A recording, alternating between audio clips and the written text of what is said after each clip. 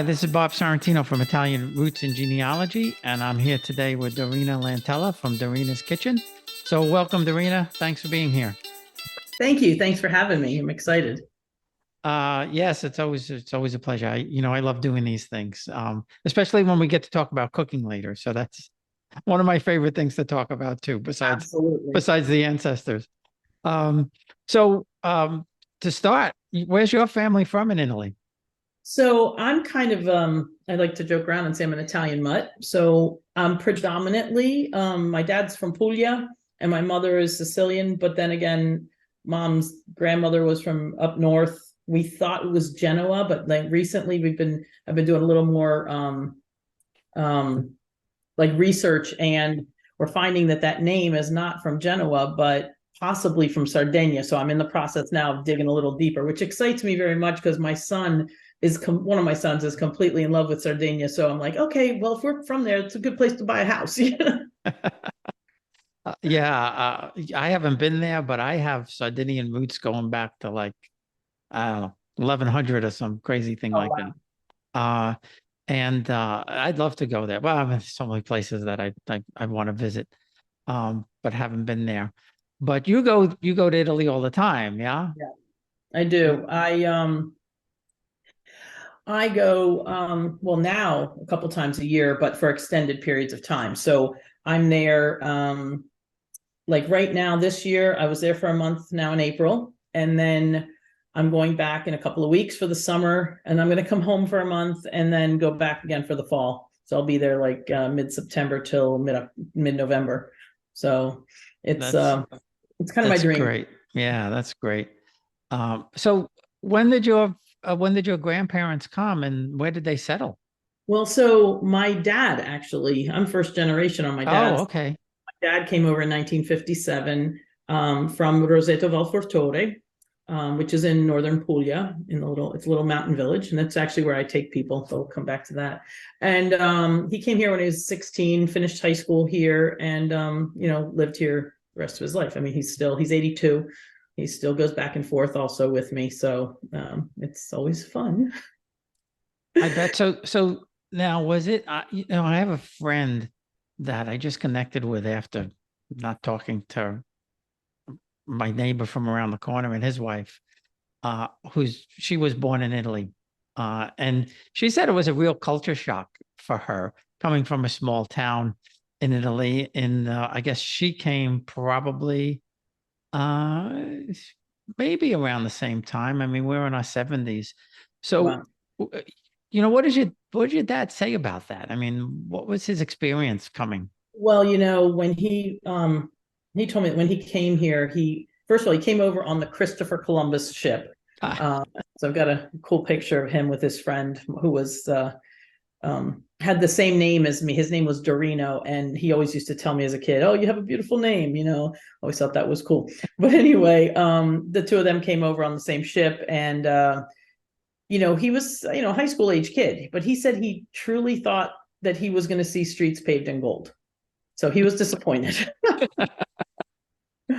And I guess, when you're a kid from a peasant village, it's not hard to think that, wow, there's something big out there, and it doesn't seem unrealistic. It seems, wow, that could be. That's the stories you hear and that's the stories you believe. so why did his parents, or did he come by himself? He came by himself. His mom died when he was, I think, 11 or 12, and his dad had just remarried over there, and so he decided that he should come here, and so he came and lived with his uncle, my great uncle, who was his mother's brother, who was already in the Washington D.C. area. So that's where he came.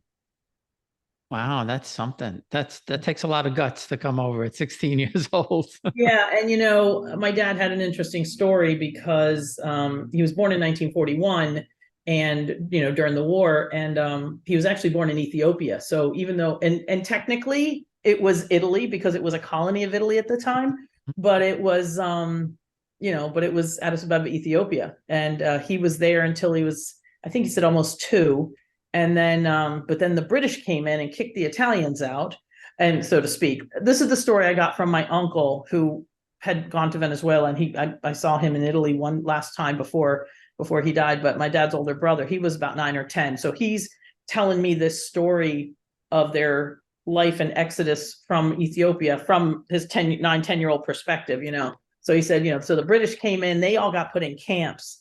And my dad actually caught malaria as a baby. And they're on this ship that had to go around the southern tip of Africa to get back to Italy, because then he said the Italian ship came and brought us back to Italy.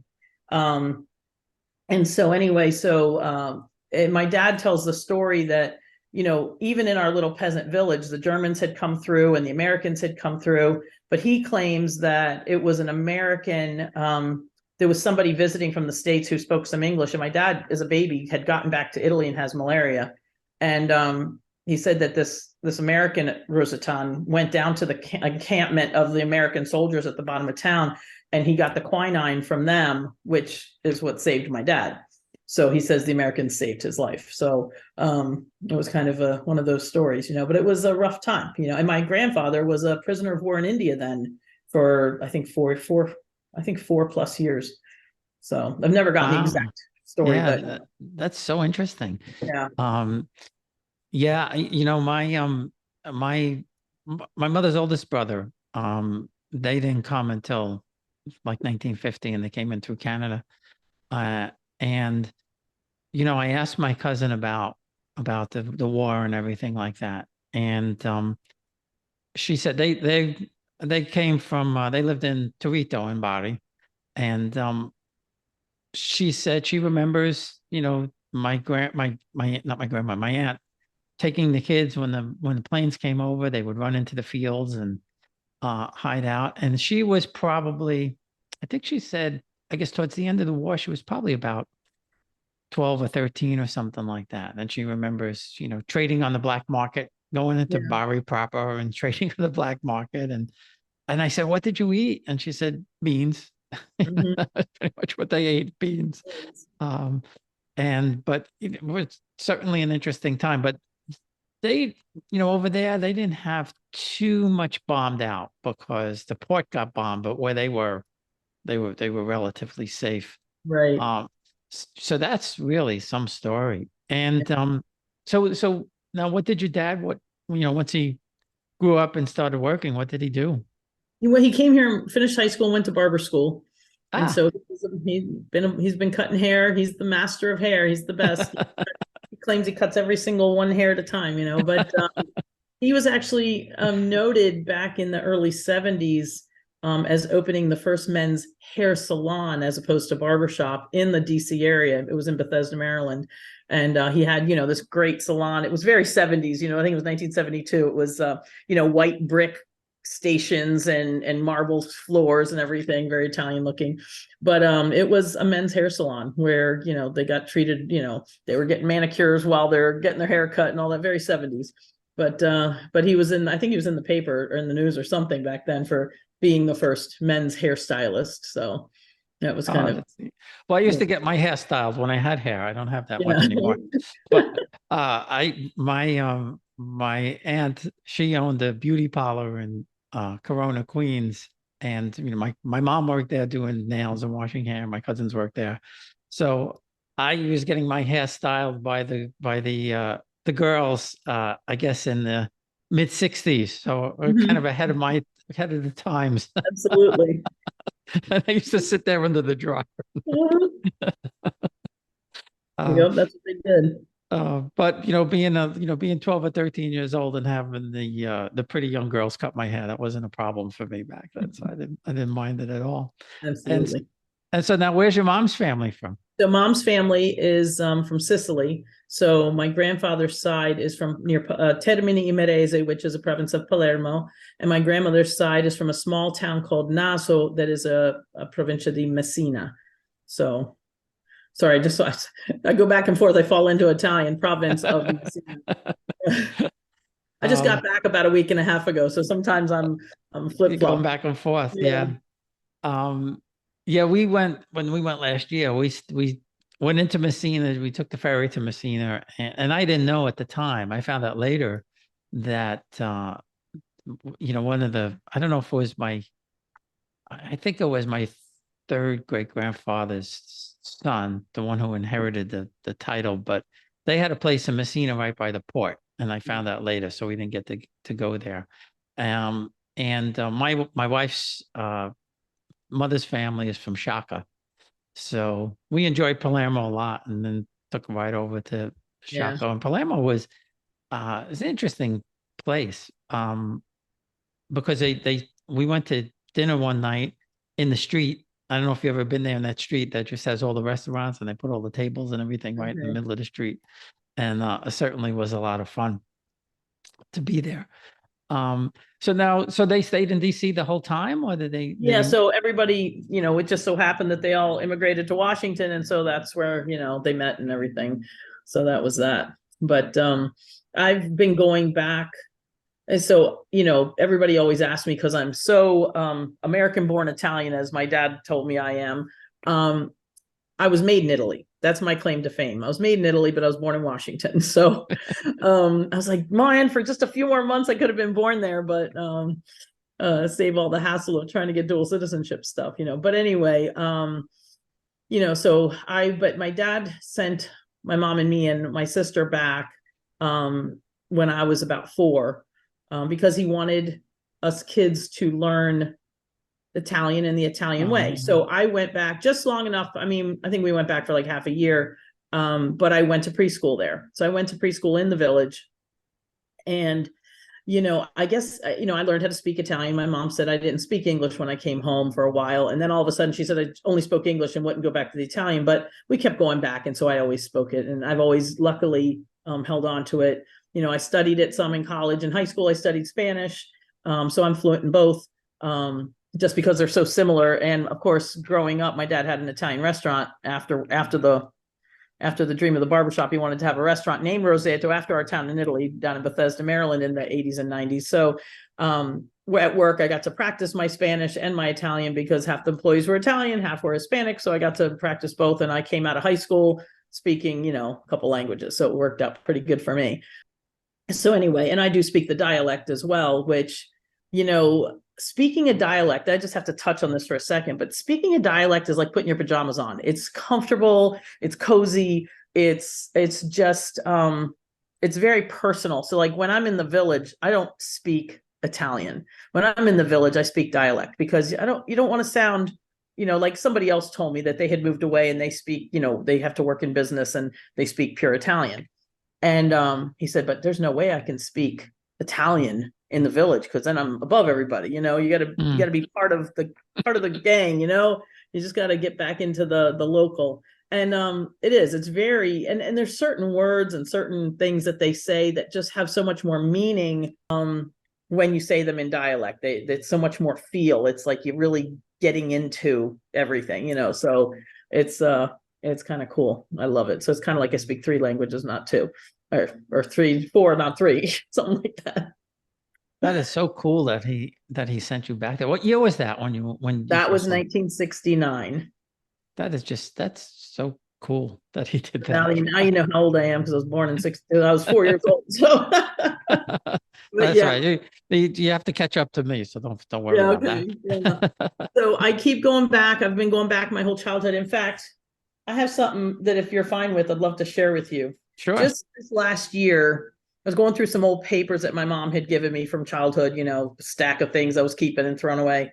And I found an essay that I wrote in March 28th, 1974. I was 9 years old. So at this point, I had already lived in Italy, and I had already been back a couple of times in the summer. So I wrote this essay called Dream of the Perfect Place. And, it's funny because everybody, when I go to town, they all know, oh, they're like, they always like, how you doing? I'm like, I'm here. I'm fine. That's my answer in Italian, of course. But when I'm there, I'm happy. And I've always had this feeling. There was a point in time where I couldn't go back for some years, and I literally pined every summer. I was like, because normally growing up, we went in the summer when school was out, but I would pine. Literally, it was like almost a pain that I wanted to go back so bad. So this is what I wrote: Dream of the perfect place. In this place, there would be stone houses and brick roads. The weather would be just right. It would be hot in the summer and very cold in the winter. The people in this town would work all day. Some would sew clothes, others would sell fruit and vegetables. and there is one bakery where the people make bread and sell it and sell drinks. This town is a small town, and I know almost everybody in the town. In a different part of the town, there would be meadows and fields and grass and all kinds of fruit trees. And in this town, they sell this kind of chocolate that you can put on bread, and it tastes delicious. The houses in this town are very small. There are only about 2 or 3 or 4 rooms in a house. There are many fountains, and most of the people have a donkey or some chickens or pigs. Many of the people knit a lot. Almost everyone makes their own spaghetti, and in the winter, there is at least 1 foot of snow. In this place, there is not anything that I don't like. Now, when I read that last year and I found this, I'm like, holy cow, I have been totally obsessed with this place since I was a little kid. And it's obvious I'm talking about Roseto, my town. I'm talking about Nutella before it was imported here, and all these things. And literally downstairs from my house the house my dad grew up in, we still have, there was right next door was a barn. All the houses are connected, but this one downstairs door was a barn door, and there was always a donkey's head sticking out of it, so I mean, I was used to having the animals around and running up and down the cobblestones, and it was a really joyful time for me in my life whenever I was there. So a couple of years ago, one of my sons was there with me, and one day he just comes up to me with almost this kind of sound of disdain in his voice. He's like, "You're so happy here." And then just a couple minutes, and I go, "Yes, I am." And he goes, "Yeah, but I get it." But it's just kind of, I'm a different person when I'm there, really, truly. So I would go there tomorrow and just not come back if my wife will let me. I keep telling her, my wife's pushing for my daughter's pushing for us to move to Dallas, and I said, well, if we move to Dallas, then we're definitely going to get a place in Italy to go, and not for us, for the kids, right. eventually. I started way too late to get my citizenship, but the papers are done, so I'm going to try and do the petition thing rather than wait for the consulate, because waiting for the consulate in New York, it'll be it's right now it's years to do. Years and years and years, but they say you could do. I mean, I know if you go there for 45 or 60 days, you could get it that way. Right. But I don't know if I could do that. But I want to do. I want to There's a do. will, there's a way. I'm doing it. I'm actually doing mine from that side, because it's even though the Italians are the slowest at doing anything official and paperwork, it's faster doing it over there than it is through the consulate over here. So yeah, it really is. And yeah, I would have thought it would. And so you just doing it now? Yeah, I've spent years helping other people, and finally last year I'm like, you know what? I got to do mine, because I've been helping. I've got people that I've helped, and they've already got their citizenship, and I'm like, wait a minute. So I've got my residency back and all that kind of stuff, and I'm in the process of doing all that stuff now. So yeah, I have a friend from grammar school, and she moved there. Geez, I think it was before COVID. So almost 4 years now, I think she's there, and she loves it. Yeah. She's I think no, I think maybe both her parents were born in Italy. But her and her sister were born here in the early 50s. So but I think they came probably after the war, something like that. And she's in Salerno right now. Okay. And nice. no, she loves it. But I want to do it now mainly so the kids could do it. So my kids could do it, and they have Absolutely. If you do it for yourself, it makes it that much easier, Yeah. So that's what I figured. And I could do it. I'm doing it through my dad's side, but I could do it through both sides if I wanted to. The funny thing about me is I could have done it through my mom, because I was born in 1951, but my brother was born in 1946, so he couldn't. Right. They come up with these crazy laws. And see, my husband, he was born an Italian citizen. His father was still an Italian citizen when he was born. So he's in the process of claiming his citizenship, but his younger siblings can't, because he was like a year and a half old when his father became, actually, no, he was like 6 months old when his father became a citizen here. So he's like the only one that gets it, in that way. Yeah. Oh, I didn't know you could do it like that. So you could just claim it. Oh, that's pretty. Well, claim it if you were born, because he was born because he was of an Italian citizen. So yeah. So, unfortunately, my dad gave his citizenship up before I was born, but he just reacquired it. because of some refugee thing that they put in and claimed him because he was born in Ethiopia and had the way they came back, he was put in some refugee status and he was able to get his citizenship back, which apparently is hard to do. So, Oh, that's good. Good for him. Yeah. Yeah. so I really want to share one thing with you though, about the town that I go to, because I'm curious if you've ever heard of this. Have you ever heard of the Roseto effect?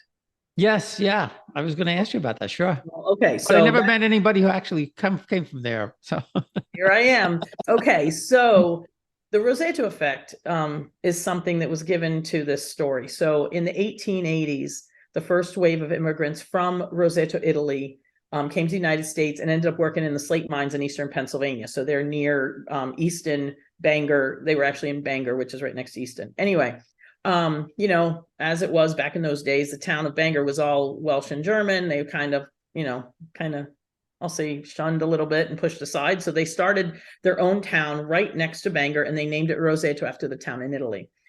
So, you know, they stayed and it was incorporated, I think in 1912, I think it was. And they just stayed. It was this enclave of just Italians, mostly Rosetans in that village. And they spoke all Italian, lived that way.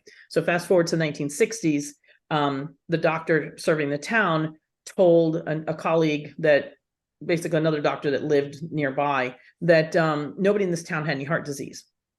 So they go study the town. What are they eating? And they, you know, of course, that's the first thing you think of. These people live so long, they got to be eating something. But they're eating salted cured meats, food fried in lard, fatty cheeses. They're smoking and drinking and happy and healthy, which is the way we live in Italy. Anyway, you know, so they said, okay, that's not it. So they studied it further. In fact, I think they studied the town for something like 5 or 6 years. Anyway, they interviewed everybody in town. What they ultimately attributed it to was the community-centered, church-centered, family-centered life. They said that the people nourished each other. You know, multiple generations lived together. The way I put it in modern terms is somebody always had your back. Basically, lack of stress. Okay. And so they dubbed this the Roseto effect. And the Roseto effect definition is the phenomenon by which people live longer, healthier, happier lives by the way they live in community. Okay, that's my paraphrase, but that's basically what it is. It's all about connections. And I think they've proven this in so many studies over the years, not just about Roseto, that being connected, you know, loneliness is kryptonite. It kills. Okay. And when you have connections in your life, you are happier. And when you're happier, all your pieces work better. You know, I think happiness, it starts from the top and goes all the way down. And so basically gosh, it's 7, 8 years ago now, 2016, 2017. I've been teaching cooking, so we'll segue if it's okay into the cooking. Sure. Yeah. Yeah. I grew up, as I said before, I grew up in the restaurant business. I have the Sicilian grandmother I grew up with that I was like attached to very much and learned everything that she taught. And I love cooking. And of course, I've got 6 kids of my own. So if I couldn't cook, man, we'd have gone broke going out to eat. But anyway, so the thing is, I was teaching cooking. I started doing that when I was 19. Some college friends of mine who were my Irish friends that I grew up with and were going to school nearby. And they're like, we're broke. We can't cook. Teach us how to cook. And I taught them how to make all the pasta sauces because that's cheap. And it's, of course, what I knew how to teach. So that's how it started. And I just found such joy in that. So, what happened was I was teaching a cooking class and somebody said to me, you're always talking about Italy. When are you taking us? And I'm like, you want to go? And I had just mentioned something to a cousin of mine who's a chef over there the year before. And I said, you know, we should do something together sometime. He's like, yeah, yeah. And then we continued eating and drinking and the subject died. So anyway, so when this girl said this to me and I had like 4 people right in front of me who wanted to go, I was like, well, let's try it. So this was 2017. So June of 17, I took my first group to Roseto and I showed them. We did 5 cooking classes and it was just an 8-day trip and it was fun. I showed them around a little bit of stuff and they had a great time. And I was like, wow, this is awesome. So in 2018, I started trying to promote it a little bit. And then the game changer, I get an email and phone call from this girl from Ohio. And I'm like, she's like, do you really do trips to Roseto Valfortore? And I said, yeah. She goes, oh my gosh, my grandparents are from there. She had just found me random Googling online, just looking for cooking in Puglia. And just for the heck of it, she put in her grandparents' town and she found me. So all of a sudden I got excited. I get goosebumps now when I think back to that day because all of a sudden it changed. I wasn't taking people to see my town. I was taking somebody to see our town. She Mm. ended up coming with her brother and her sister that June. And it was the most rewarding and wonderful thing. They're crying in the cooking class. These are the flavors my grandmother made and I never got right and blah, blah, blah. And we went to town hall and I took them how to find their hit, showed them how to find their history. She's one of the ones just got her citizenship. I'm very happy for her. I'm extremely jealous. But anyway, so all of a sudden I got back from Italy that summer. I'm like, wow. And just that spring, the guy who used to run a page on Facebook called the Two Rosettos with the Pennsylvania and Italy connection there. I had been posting on there and I was the only one that posted anything besides the obituaries that he posted. And so he said, you want the page? Because I don't want to do it anymore. I said, yeah. So I get home from Italy. I went on that page and I said, hey, who wants to do a heritage trip to Roseto Valfortore next summer? I kid you not, this was 8 o'clock at night. By the next morning, I had like 40, 50 emails, messages, Wow. all kinds of me. And so in 2019, this thing blew up. I took 4 groups over. I facilitated about another 50, 60 people who were going for a couple days here, a couple days there. I set them up with places to stay, with rides, with a cooking class, all this. And it was just like the best year ever. And so 2020, I was slated to do about 6 or 7 groups and boom, everything went to 0. So I changed course and I started a Facebook live show and a cooking channel, a YouTube channel, because I was like, well, the whole purpose behind what I was doing changed. Initially, it was about cooking. I raised 6 kids. I know how to cook healthier, faster, cheaper, all that kind of stuff. And that's what I used to share. But all of a sudden, the purpose changed because flip back to 2018 again, when after this first girl had called me and I had met this other woman at a networking event who loved the idea. She invited me to another event. It was at a nice retirement facility in Maryland. And it was just some big event. She said some other people that she worked with, she worked at a newspaper. She wanted me to meet. So I went to this thing, but all of a sudden I'm crying in the car all the way there. And I'm like, who the hell do you think you are? Excuse me. But I was saying to myself, I'm like, who do you think you are? You're just a mom. You're going to think you're going to change. Because all of a sudden I'm like, we really need to embrace this Rosetto effect. And this is what I was telling her. I'm like, it's not just about cooking. It's about cooking for a purpose to bring us back together the way the Rosetto effect exemplified. It was the community, the connections. And where does that start in a family? At the table. And so I'm like, I have this back to the table idea and I want to revive the Rosetto effect. And so I'm on my way there and I'm thinking I'm going to change the world, reviving the Rosetto effect, and I'm crying. So anyhow, I get there after I'd beaten myself up. I go inside and we're walking down the hall and this gentleman's walking towards us and she stops to chat with him for a minute because she knows him. She's done other events there. So we walk away and she goes, Mr. Brown has a cool story. And I said, oh, what's that? And she goes, he was one of Martin Luther King's drivers. And all of a sudden, I just felt like the hand of God just slap me on the shoulder and say, see, one person can make a difference. And from that moment forward, I knew that this is what I'm supposed to do. My belief is that I'm supposed to help our world by sharing what I was born into, what I know, and what I know how to share. I wanted to do this something for a long time, and it didn't all come to pass until my last kid was in high school, end of high school. And I was like, I had to finish that job first before I could start this job. I had to do my family. And that's where I learned how to do all the stuff that I now teach people. So I teach people how to cook for the sake of getting families back to the table to revive their own Rosetto effect. So when I take people on these trips, I tell them, you come here to learn how to cook, but you come learn how to live, and you take it home and you're now an ambassador for this Rosetto effect, because who better than to be the example of bringing people back to the table than an Italian mama. Mhm. So I figure I got to take that stereotype and run with it. And that's what I am, so that's what I do.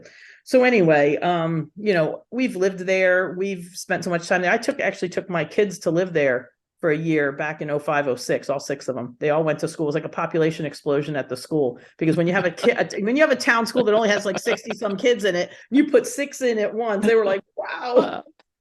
I used to have 60 in one class. Yeah, right. I'm sure.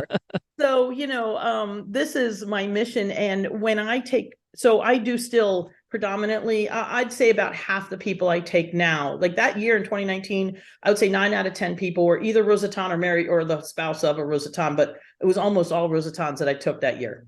Now, it's kind of getting medium. It's about half Rosetans and half other people who just follow, because now I have this show that people follow. And everybody wants to live the Roseto effect. People there have, people are buying houses. In fact, the girl that I was telling you about that my first Roseton that I took, she's now taken a sabbatical off of her year of teaching in Ohio, and she's going to spend a year in Italy. She's going to spend some of it in Roseto, some of it somewhere else, but she's going to teach online over there. This is, I feel like I'm sharing my passion with everybody else, and they're running with it too. I've had people come back for second trips. They want to come back again and again. And I'm like, you don't have to come with, you don't have to pay me to come. Oh no, we like what you do. They like that I know everybody and that I speak the language, so that helps. But it's been a great experience, and it's very, very rewarding. Yeah, and people don't understand. I know a lot of Italians, they go there, they go to Italy, and they go to, Rome, which is great, and Florence and Venice and all of that. But you don't experience the people, you don't experience Italy unless you go to those small towns. I mean, we went the first time 25 years ago when my son was a baby. We went to Sorrento and Rome. But this time when we went last year, and I can't believe it's a year already, but when we went into the small towns, it's completely different. It's totally different. The food is different. The people are different. And to your point, you get there and it's like every care in the world just drains out of you. It's hard to explain, but that's the way I felt. Everything went by the wayside. You just looked at the mountains, you looked at the hills, you dealt with the people, you had the food.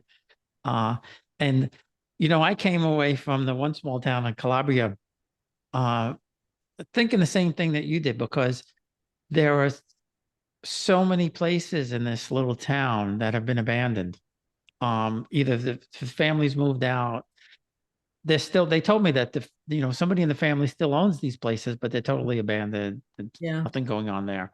And I kept thinking to myself, boy, if you could revive this town and get the spirit of the people, it would be a wonderful thing. So that's what you're doing. And I think that's marvelous. Yeah, back in 2016, just before all this happened, and I guess this was kind of one of those little precursor things that happens to you that makes sense later. I accidentally, and that's another story for another time, but I accidentally drove into an abandoned village in the middle of the night on my way from Naples to my village, to Roseto. And I later found out that it was because of an earthquake that some of the buildings were just not fully, the foundations were shaken. And so they moved to the town and moved it somewhere else. But I remember leaving that town that night thinking, after I accidentally drove in and the cops found me. Anyway, that's another story. But, but I remember thinking, wow, I don't ever want this to happen to Roseto. So part of what I'm doing is helping people here, because I feel like if you're going to save the world, you got to start with America, because everybody does what we do, whether it's good or bad. So we got to set a better example. So that's what I'm hoping. I'm teaching people how to be that better example. But the other thing is helping the village. In 2019, I think we dropped, and it wasn't me, it was the people who spent the money there, but it was, we probably put 50,000 euros into the village. And when you have a village, it's only about 1,000 people, and the average income is about 800 euros a month. That's, between the restaurants and the B&Bs and the little shops and whatever, it helps. And so my hope is that not only can I go there and help the economy of the town, but now I actually, you had Eric Lucera on your show a while back. He's from a town right next to mine. And we want to try to do the same thing in his town that we're doing in my town. And I'm friends with a couple of the mayors locally there. And I'm kind of trying to see if we can find where their people emigrated to here so that I can kind of promote to them and take the same little itinerary that I have. It's very simple, but very just right. A little bit of out of town, a little bit of in town, a little bit of activity, a little bit of downtime. And kind of just take that itinerary and modify it for each little town around us, because the northern Puglia, those little mountain villages are kind of forgotten. They call it the Monti Downy. Those are the Downy Mountains. Southern Puglia is very well known for Bari and the beaches and, Gallipoli and Lecce and all those great places. But they don't have that up north. Up north, we're just the little mountain village people, and we need some help. And so I'm hoping to introduce people back to their town. Back in 2006, I think it was, a friend of mine that was from New Jersey, he was, this hard-nosed Jersey soccer coach. I coached with him. And he was the one I had to always pull back from the line because he was yelling at the refs. So tough guy. So he was going to Italy that summer, and I was already there. And his grandmother had immigrated in 1920, had never gone back. And on her deathbed, he promised her he would someday go back to her village. So after finding his town, which took me forever because he was pronouncing it wrong, so therefore I was spelling it wrong because, Italian's phonetic. I finally found it. It was only an hour and a half from Roseto. So I said, look, do your tour of Italy, because he was going for his anniversary. Make your way to me and I'll take you there. So I take him to this town, and this guy is crying. I mean, we found information. I took him to town hall. I talked, made friends with the people in the town hall so that they would help him, because I don't usually like to do that stuff. And I said, soccer coach from America. They're like, oh, good. So anyway, but here I'm seeing this guy crying. He's bawling. He's like, oh, my grandmother walked on these cobblestones, and he's, we found the house she lived in. It was a really moving experience. That was the first time that I had helped somebody do that. And I was like, wow, I was able to be that bridge. And I'm fortunate that I know there, I know here. So I know the mentality here. I know the mentality there. I speak all the languages, and it was really helpful. And it was just so rewarding. So that was really kind of a precursor to what I do now, because I remember telling him, I was like, dude, there's something about standing on the ground where you're from. I moved to New Jersey. I grew up in the DC area. When we moved to New Jersey, we lived there for 22 years. And I remember seeing, when we were buying our house, we had this Irish, ex-New York Irish cop as our realtor. And as we're driving away from our house, I said to my husband, look, that house, they're Italian. I said, look at that house, they're Italian. And this guy's looking at me like I got two heads. He's like, how do you know they're Italian? I don't see a flag or anything. I said, see that tree in the backyard that's wrapped with blankets? I said, that's a fig tree. I said, that's why I know they're Italian. Anyway, but I get to New Jersey and I'm thinking, wow, there's all these Italians around me. And everybody, like you said, has been to Venice, Florence, Rome. They're like, oh, they hear I go to Italy. They go, oh, you've been to Italy. I said, I've been to Italy. I'm like, oh, where? And they're like, oh, Venice, Florence, Rome, blah, blah, blah, Amalfi. And I said, where are you from? Oh, Naples. I said, Naples proper? One of the little villages. Oh, some little town in the mountains. I don't know what it's called. I'm like, what? You went to Italy and you didn't go where you're from? And I'm like, oh, I don't speak Italian. I don't know them. They don't know me. I just went. And I was like, wait a minute, you're wrong. And this is what everybody who's watching here, I want, if you're Italian American and you're listening to this podcast, listen to this. You may not speak Italian and you may not know them, but I guarantee you that if you go there, they know you. They will tell you about you. They will tell you your story. They will tell you about your family. They will show you where they live. You will learn so much more than you possibly think. And there's the people who go over. We've had a lot of people. I've been in town when somebody walks into the bar and you can tell there's some American by the way they're dressed and the camera around their neck. And they come in, they'll come on a cruise, like it'll be a Mediterranean cruise. They'll pop off in Naples. They'll get a driver to bring them to Roseto and they spend a couple hours there and they leave. All you see when you get there, when you go like that, is the surface. You see the piazza, you see a few snapshots, but you don't see the nooks and crannies. You don't see the fountain that's under the house. You don't see the little alleyways. You don't see the churches that we have 7 of. Nobody knows we have that many in this little teeny village. You don't meet some people. You don't learn your history. And oftentimes when people go on these quick little visits to their towns in southern Italy, whether it's Roseto or some other town, they get to Naples in the morning, they take a ride. By the time they get there, it's lunchtime, everybody's inside. So not only do they not get to see much more than just that surface, they also don't get to see people because they're all inside. They're all in either eating or taking their little afternoon nap, and the life doesn't come back into town till about 4:00, which is when about they got to leave and they're off again. And to them, it's just, oh, it was cute, little boring town. It was cute. This is where my grandparents are from. I took some pictures and they're happy, but they haven't really found true happiness until they actually spend some time there. And so this is what I encourage everybody to do. If you know where your town is, go there and spend some time, even if you don't speak the language and even if you don't know anybody, because all you got to do is walk into the bar and somebody will know somebody. And that I just can't encourage people that enough. Yeah. And behind me, I have the Palazzo in Avellino. And when we were there, that's my 7th great grandparents' house behind me. But when we were there, we went to the church, and there was this artist who lived right near the church. And he came out to find, he knew that we were going to be there. And he came out and wanted to show me his art and gave me his book. Uh, in Capocota, we went there, which is like your village, very small mountain town, 1,000 people. And, but there's a very famous tailor from there, designer. And he has this little museum and he had dresses that he made or that other people donated to him from the 50s, 60s, 70s, 80s.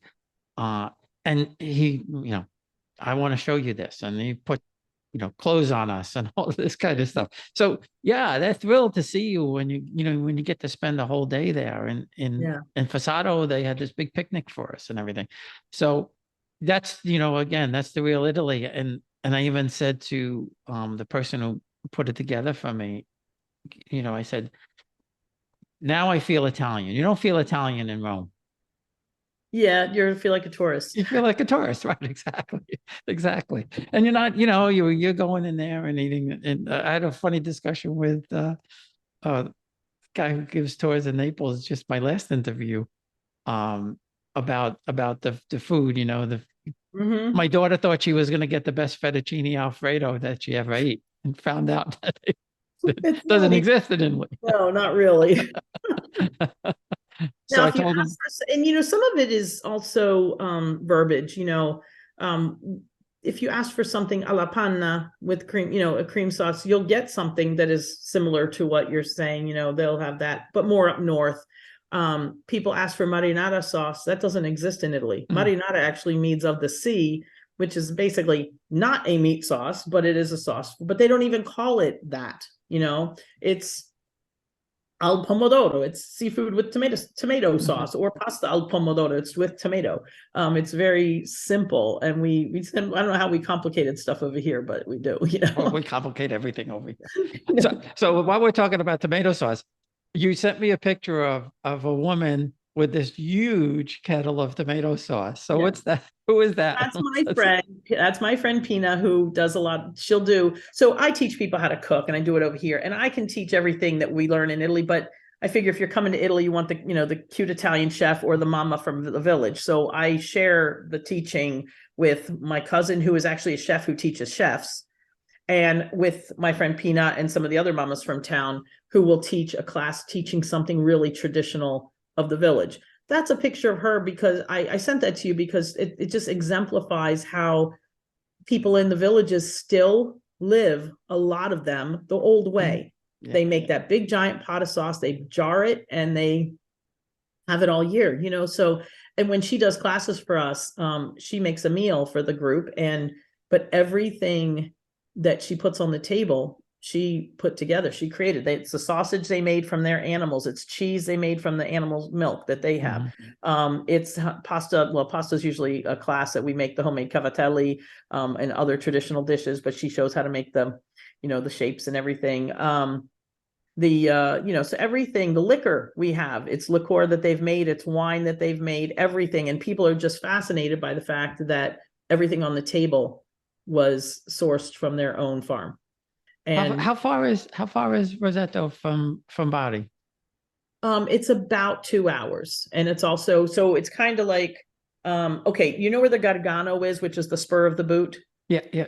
Okay, we're just in from that. So if you look at Puglia, we're in the top inside corner of Puglia. We're about 2 hours, so we're in 45 minutes from Foggia, which is the next province up from Bari. We're 2 hours from Naples. So if Italy was straight, we're directly across from Naples. But since we sit on an angle, we're northeast of Naples. But it's exactly 2 hours from. Yeah, because we're gonna be there in September. If I could get there, I'm gonna try and get there. Oh my gosh, when in September are you gonna be there? We're gonna be there. Well, the flight is the 13th, and so we're gonna be in Bari, I guess, like I don't know, 18th, 19th, 20th.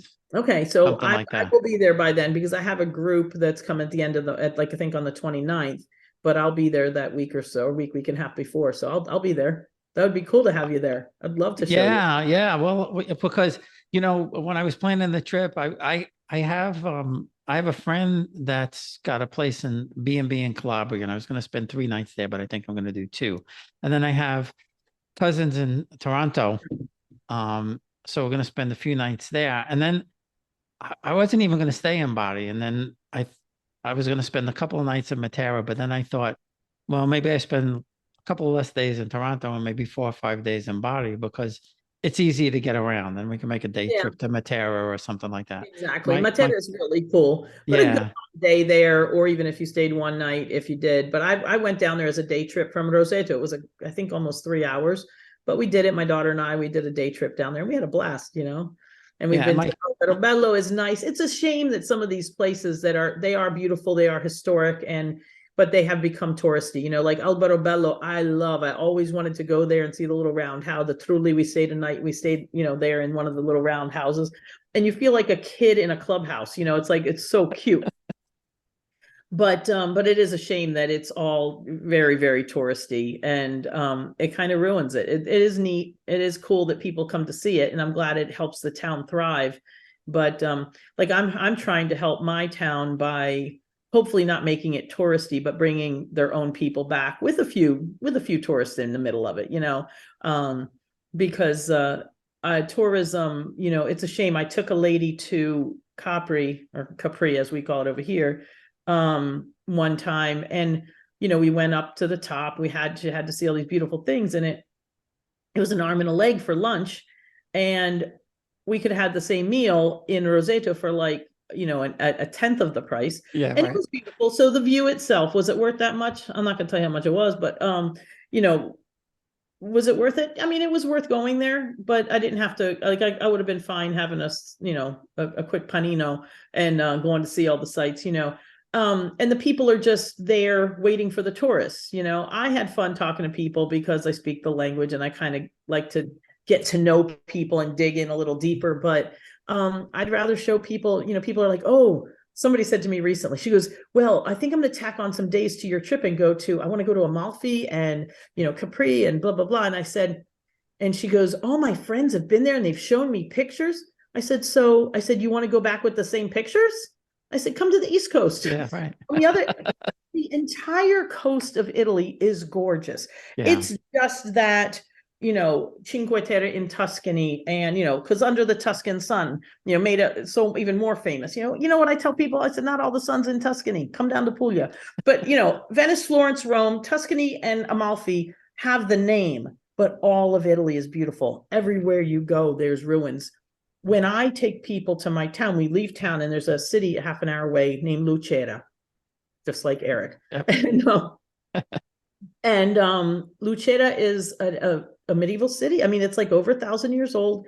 It has a really interesting history. And there's an amphitheater there that was a Roman amphitheater that's older than the Colosseum in Rome. It's smaller. It doesn't have the top sides anymore because when they folded it in back in the ancient times when Christianity came in and knocked all the other bad stuff out, they buried it. But a lot of people in the city took those stones and it helped build other structures in the city. So they built it up as much as they could. But it's really neat to go see. And we don't have to wait in line. We're usually the only ones there. Nobody's ever there when we go. One time of all the times I've been there was another couple getting there as we left. I'm like, wow. But I know that school kids from the region go there. But I mean, that's a cool thing for people to go see. And we didn't have to wait 4 hours to get into the Coliseum, you know, and fight crowds and pay exorbitant prices. You know, so this is the kind of stuff that I like to show people that you can see. Like the beach I take people to, holy cow, it's drop dead gorgeous. And you don't have to choose from mountains and water because the mountain is falling Yeah. into the water. You know, I mean, stand here, I got this and I got that. And they're like, wow, I don't have to choose, you know. And not to mention the restaurant that's on the beach that is beautiful. So Well, you know, we went to Sheila. I never heard of Sheila in Calabria. I never knew anything about it. I was like, where is this? But I'm looking. It was, I mean, you know, you talk about Amalfi. Well, this Sheila place is just as gorgeous. The mhm. houses are right in the sea practically. You're up on the top. There's a big castle there, and it's just drop dead gorgeous. And then as far as ruins, they took us um on the way to Capocota, just the town before that. There's the Samnite ruins.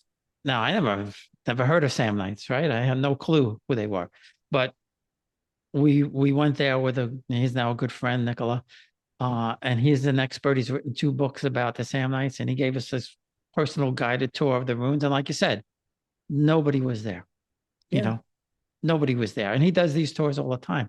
But, and the most amazing thing about this place was they had the amphitheater and you sat in these benches like chairs, seats, and it was the most stone, the most comfortable seat I ever sat in was this stone seat in the middle of nowhere, the Samnite ruins from 3,000 years ago, whenever it was. So yeah, there's a lot of stuff out there to see. There really is. And if if you get lost and just looking at the basic places, and I tell people the same thing you tell them.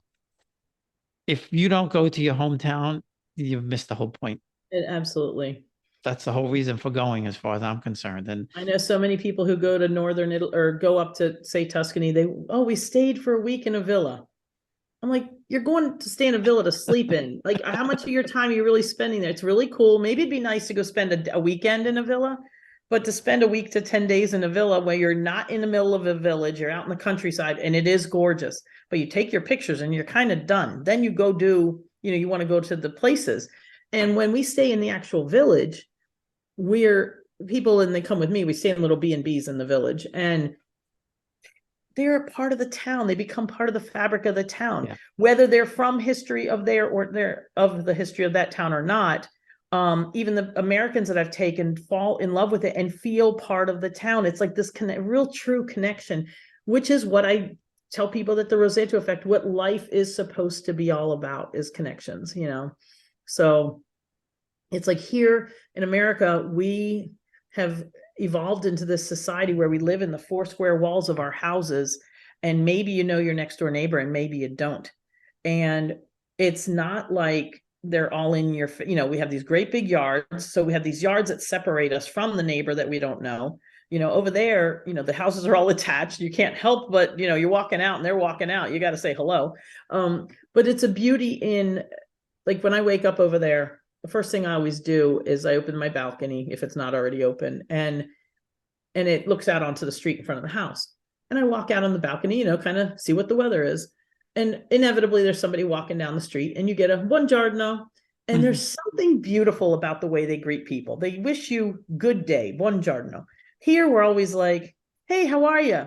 And then nobody sits to listen for the answer. So they don't really care. Or if you're given the answer, they're already gone, hey, how you doing? I'm good. But by the time you're thinking, gee, how am I doing? I'm like, I don't know. I'm not that, forget that stuff. I don't want to think about how I'm doing. I just want somebody to wish me a good day. So I enjoy my buongiornos, It's a good way to that's fabulous. We spent, we were in the heart of Naples, and we made that the base for like about a week. And they had a washing machine in the B&B, and my wife said, there's no dryer. I said, we're going to do it like the Neapolitans do. I'm going to put it out on the balcony.